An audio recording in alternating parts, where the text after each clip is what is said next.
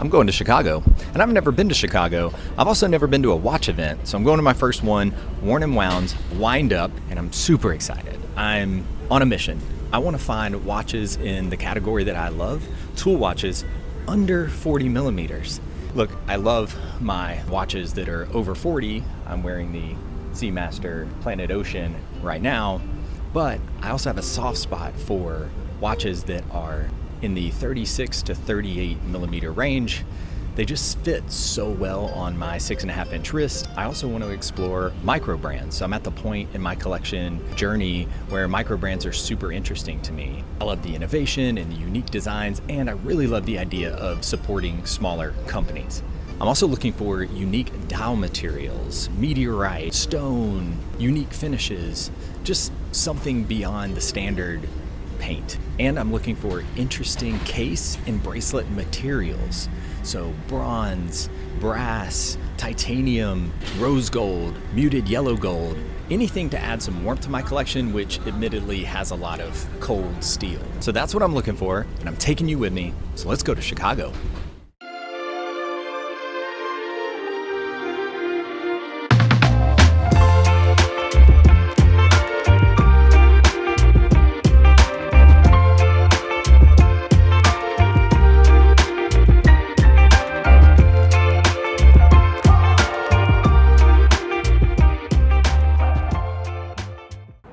All right, I made it. I'm here. I'm at Morgan Manufacturing. Incredibly cool venue. Folks are starting to line up. It's about 11 o'clock, and man, this city is gorgeous. The train ride here was really beautiful. I'm stoked to be here. The show's gonna open in about an hour. And here is the line in its entirety before the doors open.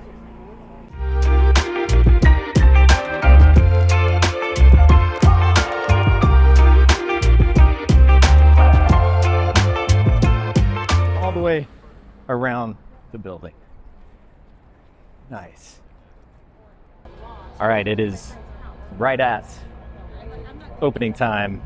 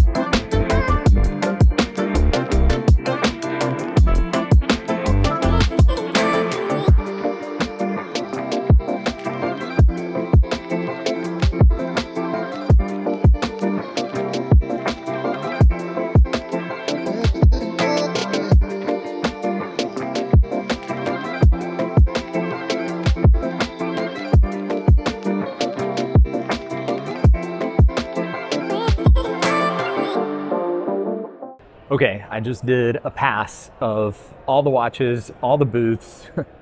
It's a lot. It's kind of overwhelming, but I mean, it's super exciting. I just need time. So I'm glad that I have 2 days here. I mean, I gotta have time to film, but I also just wanna take the time to really check out all the watches. I'm posted up in a bar area. I think there's gonna be like an after party event thing up here at some point in time, but I'm upstairs. Down below is where everything's happening.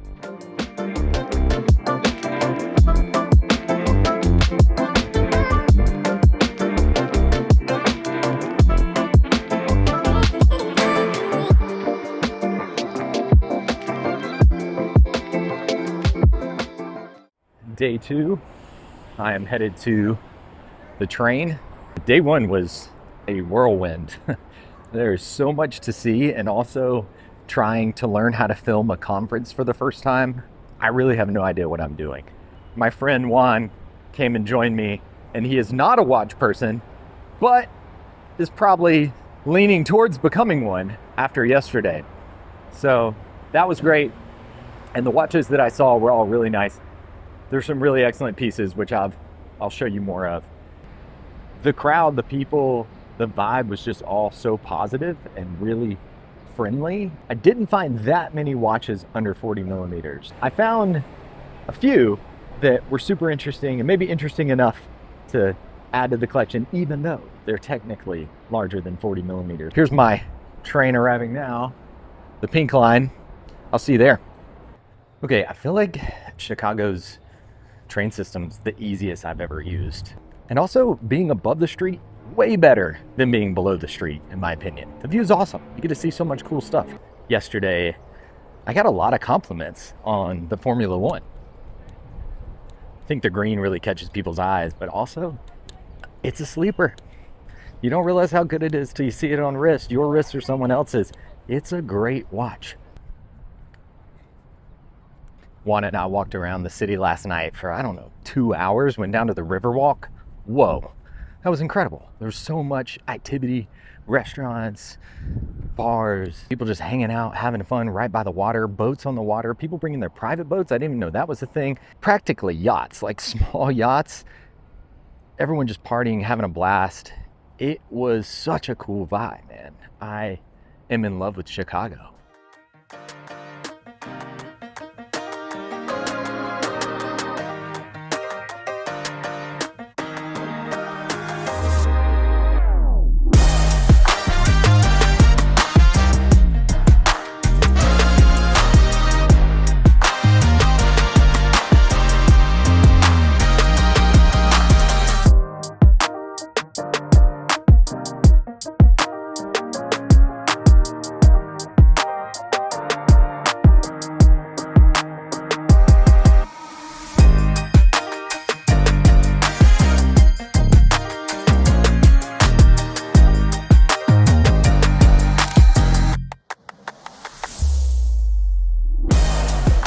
Okay, we're gonna test out the background noise cancellation because it is very loud in here.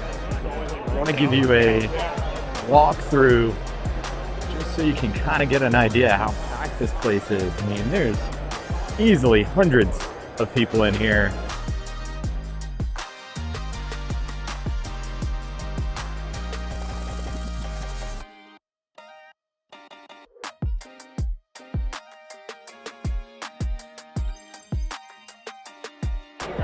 Almost done the full loop.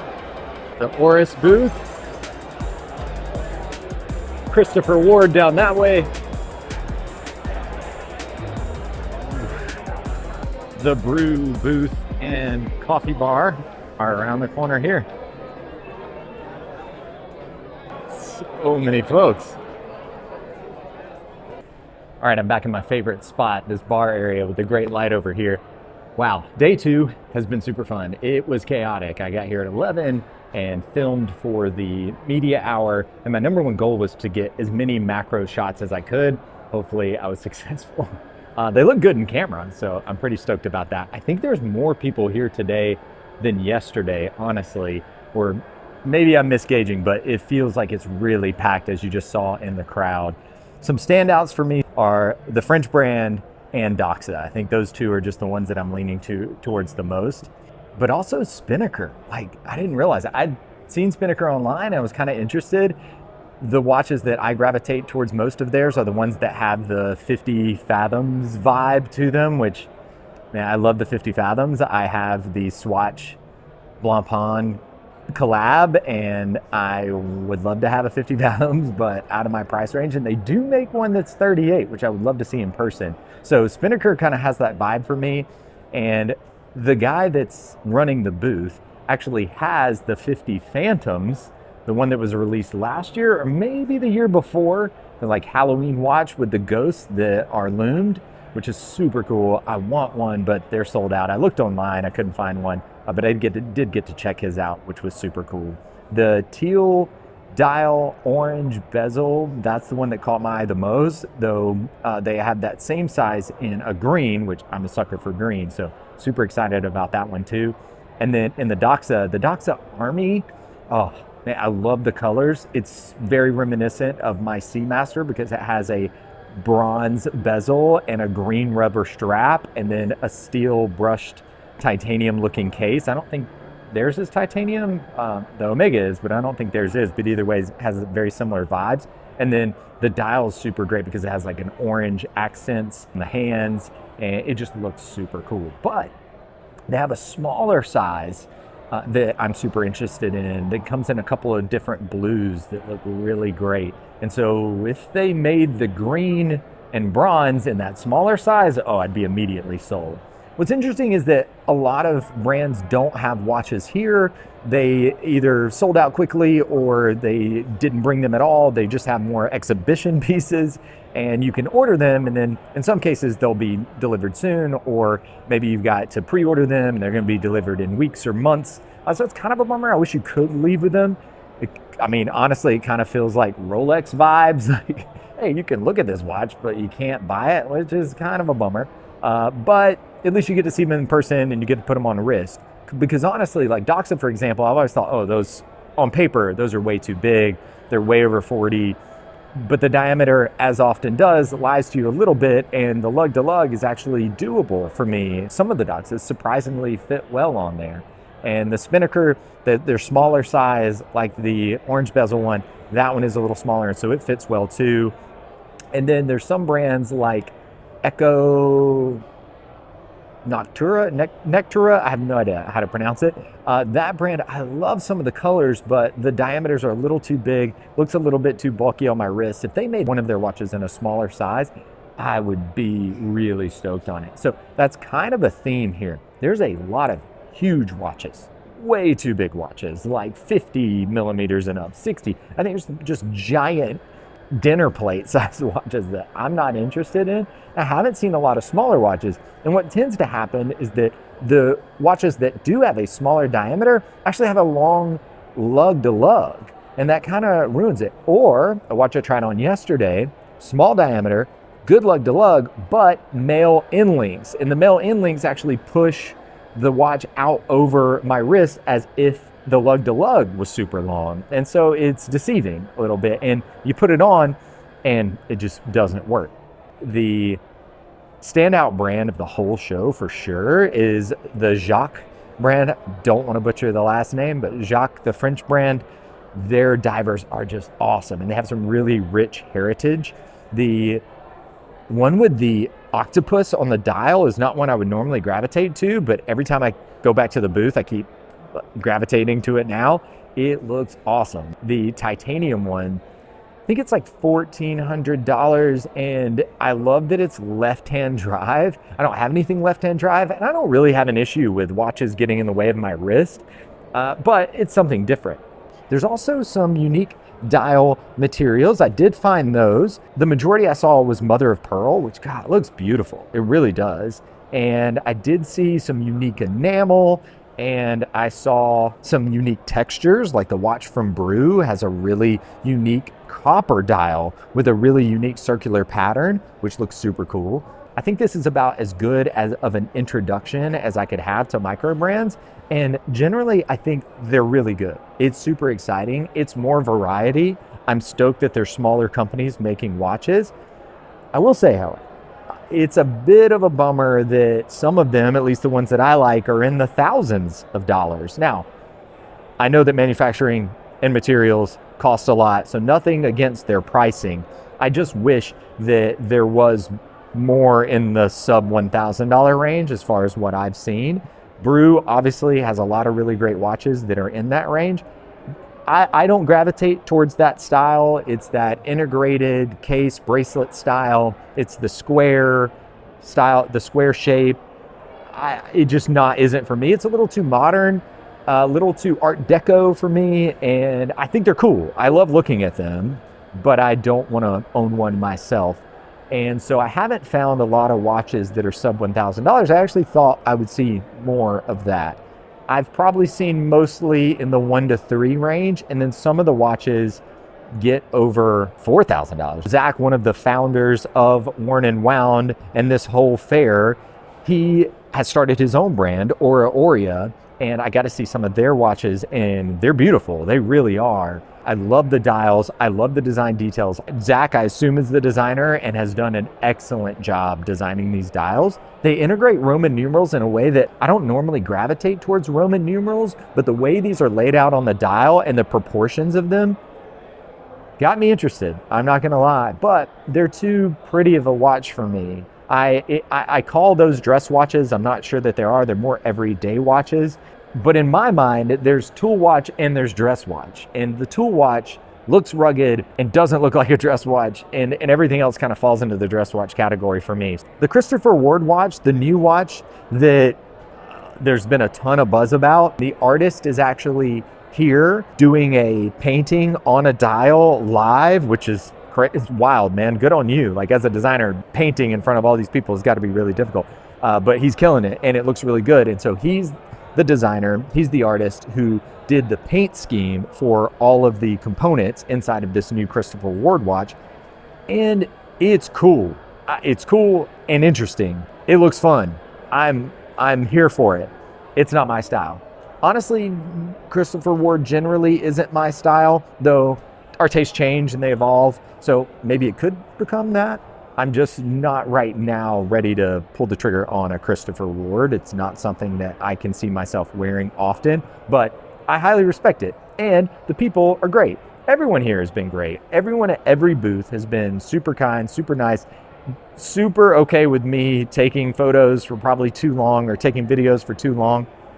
So I really appreciate that. And again, the venue has been amazing.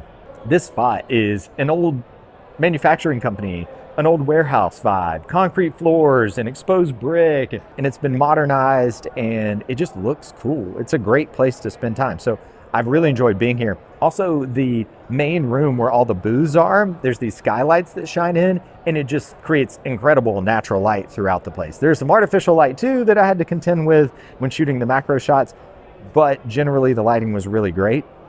So that's really it. I've had a blast. Into day 2, I gotta fly home now. But I'm so glad I came.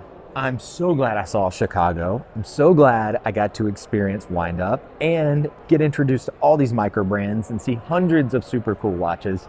It was a great time. Highly recommend it. Come to Chicago next year, especially if they're doing it here, but anywhere in Chicago is gonna be great. If there's one closer to you, definitely recommend. I'll be at the one in Dallas next year and I'll be back in Chicago next year because this place is great. Okay, as I'm heading out, I hear that it is 1 in, 1 out situation. Folks waiting in line to get in. Like I said, it's packed. I don't think it got this way yesterday. Super busy today. Okay, I gotta get home. I got some t-shirts for the kiddos. I did not leave with a watch, shockingly. I wanted to, but I couldn't decide which one. And the Doxa ones, you've got to order and then they'll ship them to you. And I'm like, well, I could just do that on the website. The Jacques watches, I'm not sure if one of those was in stock or not, but man, I love them. I love the style. I'm just at a point in my collection where the watch has to be monumental for me to buy it, because I know it won't get wrist time if not. But honestly, I might be leaning towards the Doxa. I don't know. I got to sleep on it. We'll see.